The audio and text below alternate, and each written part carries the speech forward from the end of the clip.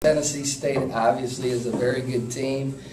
They're long, they're athletic, and they score it from all 5 positions on the floor. And I thought that the first half, we weren't bad defensively. They just made shot after shot, so the percentage wasn't necessarily reflective of how we were playing.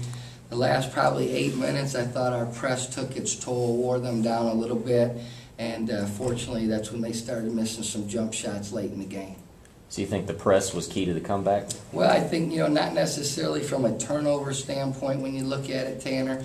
We only forced them to 13 turnovers, but I thought it just wore them down, and their jump shots the last 6-7 minutes, they weren't making them like they were earlier in the game. Whether that was due to the press or not, I'm not sure, but that's kind of the objective of the press, is to wear them down late in the game. And they're a team that traditionally has been notorious for just backing up into that 2-3 zone and making you shoot behind the arc, but towards the end they started going a little man-to-man. Do you think that contributed to it, and why do you think they made that switch? Well, I just think that, we made some threes against their zone during that stretch. Ty Profit made a couple, DeMonte made one, and probably like any coach, Coach Cooper probably said, well, they've made some threes, let's change it up, try to get them out of rhythm. That's when we were able to drive the ball. DeMonte got to the rim. Kenneth got a couple putback baskets, got fouled. And so I thought offensively we were pretty efficient, especially the last probably 10 or 12 minutes of the game.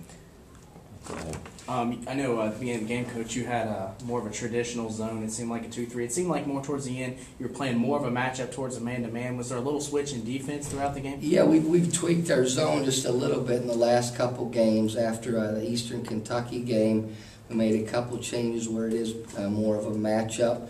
At least certain parts of it are more matching up, and we thought matching up with Tennessee State, the way they set the floor offensively against the zone, would be better. We weren't bumping quite as much as we normally do. The problem with that is sometimes you have a forward guarding a guard on the wing, which happened with Drew a couple times when he fouled, getting driven to the rim. But for the most part, I thought the second half our zone was a lot better. What can you say about Kenneth, 23 and 23? Yeah, he played arguably one of his better games since he's been here. The thing I liked about Kenneth is he played 39 minutes. In addition to scoring and rebounding, I hardly had to take him out of the game. He changed shot after shot around the rim, blocked 3 of them, and he had a will and a passion to win every time out, even when things weren't going our way. He was talking, he was communicating, trying to lead our team. Played fantastic.